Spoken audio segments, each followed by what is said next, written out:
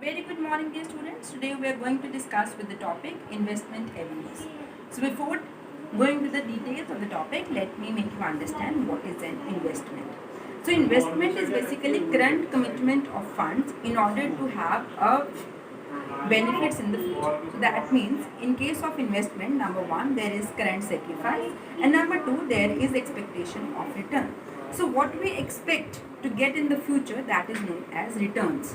Now, for example, how this happens? For example, if you give somebody a loan, you will definitely try to expect the principal amount along with the interest in the future. So that is return. Similarly, if you buy gold, you will definitely try that the value of the gold would appreciate in the future. In case you buy insurance, you have this thing in mind that you will get a lot many expectations in the future. Similarly, in case of eventuality as well. In case you buy shares of a company, you want dividend and capital appreciation. So in all these examples, I have talked about the returns that can be in varied forms when you buy gold, or you buy a share, or you buy insurance. So keeping this in mind, we can now conclude that investment has 2 points.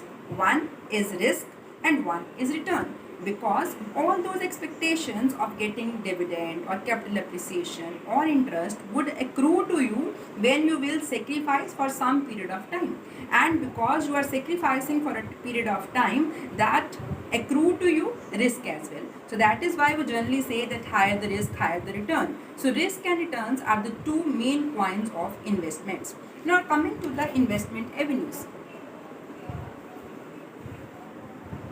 Investment avenues can broadly be categorized in the layman's language as financial assets and real assets.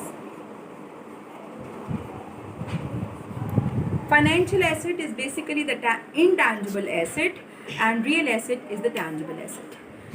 The primary feature of financial asset is that they are intangible in nature and you need not to spend any cost of carrying them, whereas in real estate you have to spend certain amount of cost in carrying them because of their tangibility in nature.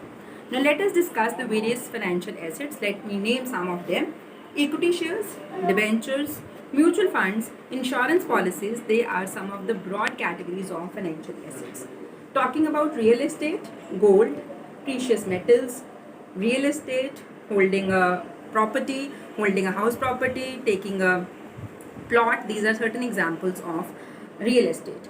Both these types of assets can be the investment avenues depending upon the requirement of the investor and the expectations of return in future.